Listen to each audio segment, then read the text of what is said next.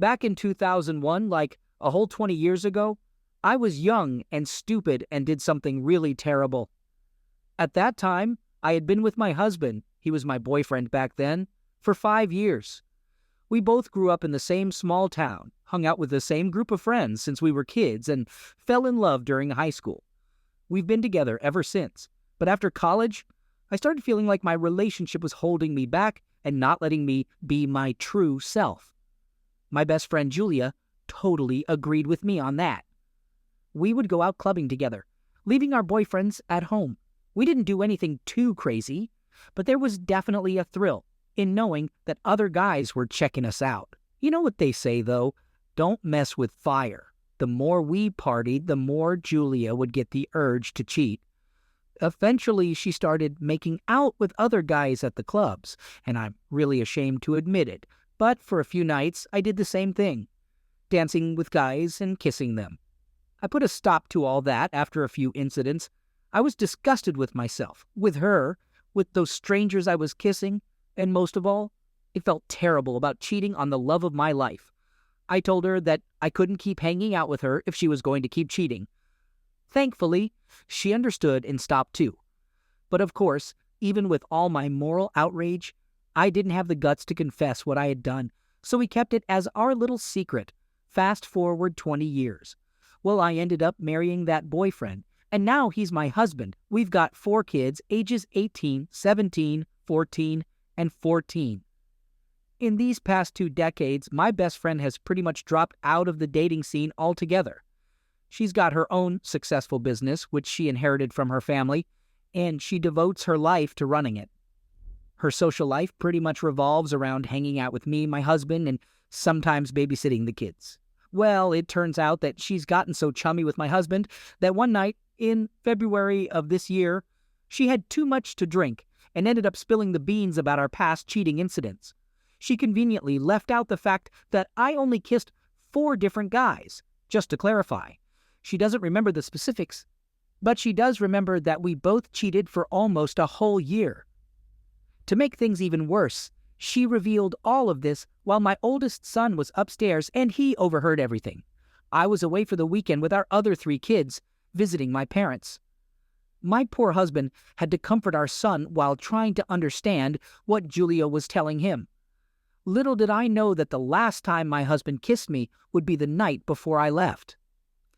When I returned home the next day, my husband sat me down and directly asked me if I ever cheated on him. I could see it in his eyes that he already knew the truth. I admitted to it, and he remained surprisingly calm, which scared me. I was worried about his well-being. Usually he's proud and charismatic, but on that day he appeared peaceful and distant, as if he was detached from our relationship and from me. He told me that he wants to have a DNA test done on all of our children, and I agreed without hesitation, because they are his kids. He's the only man I've ever been close with. We had to wait for a week to get the test results, and during that time my son wanted nothing to do with me. When we received the results, I thought it would be a fresh start to rebuild the trust between us. I had all the energy and determination to invest in our marriage and prove to my man that I deserved his time and love.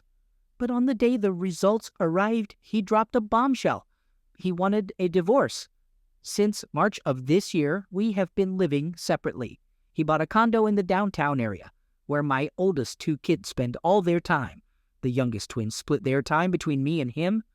He refuses to consider marital counseling. In our jurisdiction, there is a 6-month waiting period before a divorce can be finalized, and that period expired in October. So as of October 23rd, I'm a 42-year-old divorced woman with 4 kids.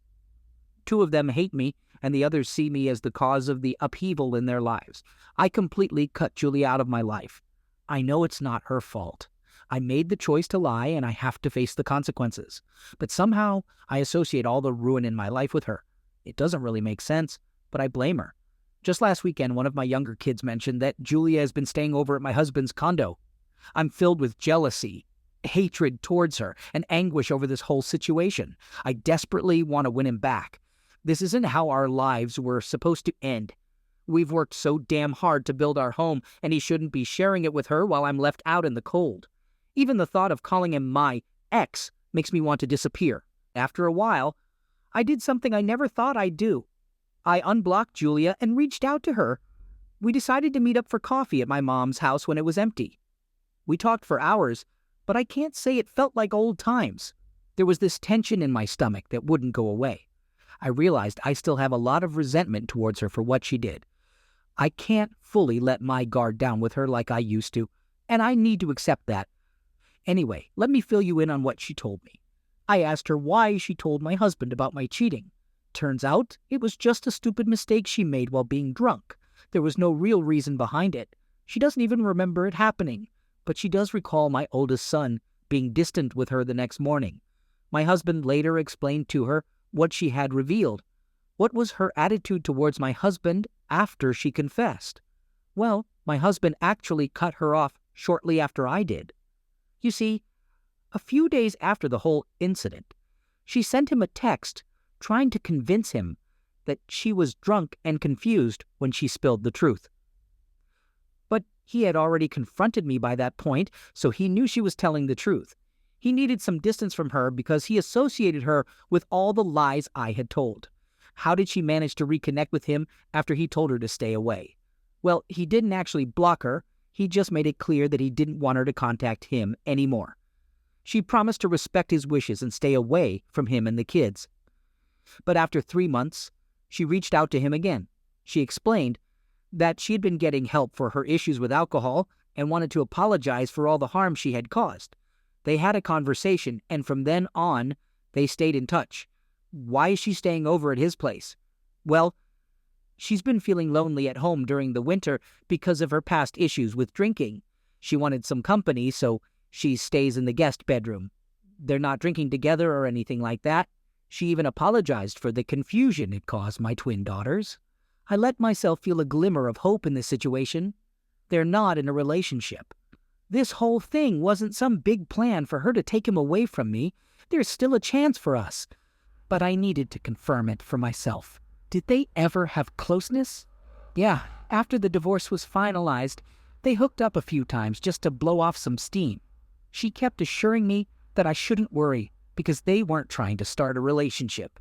There's too much resentment and baggage between them for it to work, and she doesn't think she's his type. And there you have it. I couldn't hold back the tears when she confessed this. We both cried and she apologized. I must have told her 1,000 times that I hate her. I truly do hate her. I hate her more than I ever thought possible. She knows how much I love him. She knows how much I need him. Yet she still manages to disrupt everything, no matter how much it hurts me. I kicked her out after that. I haven't blocked her again. She wants to be back in my life. But there's no way in hell I want to see her if she's sleeping with the man I love. I know some women can swallow their pride and handle it, but I can't. So that's where I stand right now. At least they're not in love or rushing into marriage. I try to convince myself that he's only using her as a way to fill the void in his heart. I try to convince myself that what they're doing is not meaningful closeness, but just a physical reaction to stress and circumstances. However, her comment about not being his type lingers in my mind. I wish I had asked her if she's dating someone now, or if he has his eyes on someone else. I wish I had prepared notes on the things I wanted to learn and express instead of going into the conversation unprepared. My emotions got the best of me, and now I find myself crying until I'm physically exhausted. All this meeting has done is humble me at the thought of him and her making love. I can't let this continue. I need to win him back before he falls in love with someone else. With the new information I've discovered, does anyone have advice on what steps I should take? Update.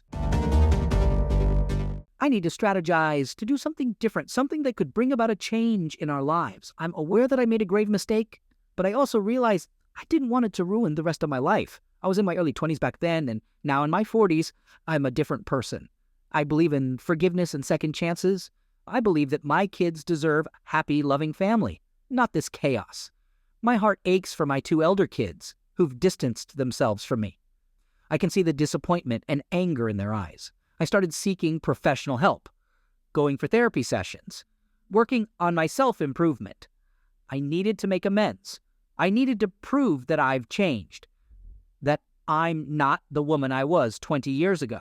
My therapist helped me understand that it was necessary for me to forgive myself first, to move on from the past and focus on my future. I thought of reaching out to my ex-husband, but he was adamant. He had made it clear that he doesn't want to have anything to do with me. The only contact we had was through the lawyers. Every time I saw his name on the legal documents, my heart sank. I yearned to hear his voice, to see his face, to touch him, but all I got was a cold, distant signature on a piece of paper. One day I heard from a mutual friend that he had moved in with a new woman. My heart dropped. The jealousy was consuming me. I felt a burning rage inside me. I wanted to scream. I wanted to cry. I saw her once. She was stunning. With her beautiful long hair and radiant skin, she was indeed a sight to behold. I couldn't help but compare myself to her. I thought to myself I should be in her place with my kids, with my husband. It was a bitter pill to swallow. In the end, the divorce was finalized, and I was left with a big loan and no child support. I was on my own, struggling to make ends meet. He changed his numbers, made it impossible for me to reach him. It felt as if he had erased me from his life. Every night, I found myself crying, regretting every single mistake I had made. I wished I could turn back time. I wished I could undo it all. It was a long time ago. It was only a couple of kisses. There was never any closeness. Did I really deserve such a harsh outcome? I asked myself that question every single day. Was it that easy for him to move on, to forget all the years we had together, to forget all the happy moments, all the love, all the time we spent together? Was his heart just made of stone, or did he just decide to forget? It was like he became this mean, uncaring guy who looked down on me, even though I had been with him for over 20 years. Second story. Just so you know, I'm currently 35 years old, and this story I'm about to tell you happened back in 2014 when I was 26. My ex-fiancée, whom I'll refer to as Barb, was 25 at the time. We actually met in college and had been dating for 3 years before deciding to get engaged. By the 4th year, we had even set a wedding date. Both of our families weren't financially well off, and Barb was pursuing her graduate studies. So, the financial responsibility for the wedding fell on me. It ended up costing a total of $20,000, which I managed to pay in full just 4 days before the wedding. Before I dive into the chaotic evening I'm about to share, let me give you a rundown of our typical relationship drama in our mid-20s. We had our fair share of issues like poor communication, partying too much on weekends, and silly fights over insignificant things. But aside from that, we had a solid relationship and spent a lot of time together navigating life after college and planning our future. Now, back to the wedding disaster. As I mentioned earlier, I had already paid the wedding and reception venue, and their policy stated that the payment was non-refundable. We had over 120 guests confirmed, including several from out of state. The tuxedos and bridesmaid dresses were all sorted and paid for, and everything seemed to be falling into place. But little did we know, a storm of unfortunate events was about to unfold, and I won't keep you waiting any longer. The incident happened on a Friday night in our new apartment, which we had moved into a few weeks earlier. We decided to invite around 12 friends over to our place for some pre-drinks before heading out to the local bars. Among our friends was Ricky, my buddy, whom I've known since kindergarten. Ricky and Barb had gotten along really well over the past 3 years, and he was definitely one of her favorite pals of mine. It's always great when your significant other gets along with your friends. We started the night at a nearby hookah lounge where you could bring your own booze. By the time we left there, we had already finished a 5th of Jameson whiskey and a 30-pack of Yuengling beer, and everyone was feeling the buzz. The next 3 hours were spent hopping between 2 or 3 bars. And as the night went on, our entire group became a drunken, rowdy mess. When the bars closed, most people went home, except for myself, Barb, Ricky, and another couple who joined us for a nightcap at our apartment. Once we were back at our place, the other couple didn't stay for long and left after about 20 minutes. So it was just me, Barb, and freaking Ricky.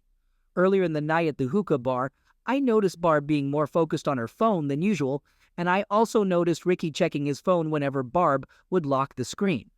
I had a slight suspicion, but didn't think much of it. Why would I worry about them planning something shady just 2 days before I was supposed to marry Barb? Back at the apartment, I was relatively sober, and realized all the alcohol had been finished. I thought about picking up a couple of six-packs from a local store that stays open until 3 a.m. Barb and Ricky were clearly intoxicated, but I didn't have any reason to suspect that anything sketchy would happen if I left for just 20 minutes. As I sat in my car, ready to leave my apartment complex, a feeling of unease washed over me, and it completely freaked me out. So I called my best friend, and he agreed to come with me on the beer run and then back to the apartment. We grabbed some Bud Heavies and made our way home, walking up to the sliding glass door that led to the living room where we had a sectional sofa on the right. We opened the door and took a couple of steps inside. And there it was, my ex-fiancé and Ricky, both completely without clothes, passionately engaged in some serious tonsil hockey. The crazy part was that neither of them seemed to notice that my buddy and I were standing just 10 feet away, witnessing their sloppy and drunken antics. After about 7-10 seconds of trying to process what I was seeing, I lost it. I dropped the booze, forcefully pushed her off Ricky, who was still lying there without clothes, and delivered 2 solid punches to Ricky's eye and cheek. The look of terror on his face was priceless. At one point, after he regained consciousness, he tried to stumble towards me, his face swollen like the Elephant Man, and attempted to drunkenly apologize by wrapping his arm around my shoulders. That didn't go well, either, because I ended up giving him a good slap, throwing him to the ground and pinning him down for a few minutes with my knee on his temple area, kind of like a dirty cop. I hoped that humiliating him like that would make Ricky think twice before getting involved with someone else's partner. Just to give you some context, I'm a 6, tall, 220-pound guy who has been playing hockey my whole life, while Ricky is a 5 or 6 inches tall, 140-pound runner. Right after I unleashed my fist on him, Ricky started snoring, who knew that was even possible, and ended up sleeping for at least 5 minutes, while I was freaking out about the whole situation. Without thinking, I kept calling her parents like 10 times until they finally woke up, and I insisted that they come immediately to pick up their cheating daughter. Luckily, their house was just a 5-minute drive away, so they arrived shortly after. When they walked in, they found me going off on Barb about her disgusting and unforgivable choice, Ricky lounging on the couch, and my buddy trying to mediate the situation. The first thing I made clear to everyone was that the wedding was completely off. I demanded the engagement ring back and made it clear that I'd rather lose $20K than spend the rest of my life with a damn cheater. Her parents spent the next 20 minutes trying to convince me to reconsider and even defended Barb's actions, asking why I couldn't forgive her, or if it was too late to cancel the wedding. My buddy who walked in on them with me actually stepped up and got defensive when he heard both parents trying to talk me out of my decision. It meant a lot to me that he stood up for me without hesitation. Meanwhile, Ricky woke up and his right side of the face was swollen like a grapefruit, and his left eye was completely closed. Kicking Ricky out of the apartment was a challenge because he was too drunk to drive, so I called his brother, who was about 20 minutes away. During that time, I unleashed my anger on Barb, Ricky, and her parents. Surprisingly, despite being extremely furious, I managed to stay composed enough to articulate my thoughts clearly. Usually, when I've been this upset before, my mind felt scattered and I struggled to put my thoughts into coherent statements. But not this time.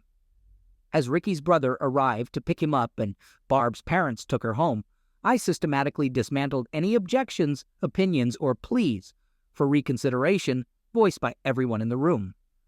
It felt really damn satisfying. The only warning sign I noticed happened about 6 months before the wedding, and looking back, I should have walked away instead of waiting. We were all at the bars, sitting around a big table, drinking pitchers and chatting. Barb and Ricky were sitting next to each other on the opposite side of the table, but I didn't think much of it. I was hanging out with other friends. Throughout the night, I noticed some suspicious things, like them isolating themselves from the group conversation, not paying any attention to me, and whispering to each other at close distance. After the bars closed, I drove Barb back to her parents' house and said goodnight, but I had this nagging feeling that something was off. So I went to Wawa, grabbed some food, and then returned to the apartment complex to play detective. I dropped her off around 2:15 a.m., and at around 3:05 a.m., I saw the unmistakable 2004 Audi S4 with electric blue paint and black wheels heading towards her apartment. Ricky parks his car in front while I'm about 100 feet away on his left, feeling my heart racing. A minute later, Barb comes out wearing a new outfit and happily walks towards his car. That's when I quickly put my car in reverse, turned on my high beams, and sped directly towards Ricky's driver's side door to make my presence known. Obviously, they were both shocked and didn't know how to react. Their excuse was that they just needed someone to talk to, and they assured me there was nothing to worry about. Well, that didn't sit well with me. I told Ricky to go back to his mom's basement, and I decided to spend the night at Barb's place to make sure he wouldn't show up again. It took a few weeks to make amends with Ricky, but they both kept reassuring me repeatedly that I had nothing to worry about moving forward. Well, it turns out I did. Here's my only advice for you. Muster up the strength to speak up if you start feeling uneasy about something your partner is up to. If you let every little thing slide and your gut tells you they might be cheating, they'll exploit that lack of accountability. Honestly, it's much better to be open and direct when communicating with your significant other than to hold back your concerns about their questionable behavior. You deserve better, and if you ever uncover infidelity or something similar, you'll be grateful that you confronted your partner and took the right course of action instead of finding out 5 years down the line. I won't sugarcoat it. The months that followed weren't a walk in the park, and things didn't magically fall into place for me. Just 2 months later, the pharmaceutical company I worked for decided to lay off everyone in my department. On top of that, I had accumulated thousands of dollars in credit card debt to cover the wedding expenses. I was haunted by unemployment for a grueling 5 months, and to make matters worse, I was diagnosed with major depression. Life was a complete mess for a few years, and I wouldn't wish that on anyone. I didn't receive any money from her family to help with the wedding expenses, but I didn't really expect anything since they're not well off. The engagement ring was a tough one because even though I paid around $1,700 for it a year ago, Barb managed to beat it up pretty bad during that time. It didn't look good at all, with the smaller diamond on the left cracked and scratches on the white gold.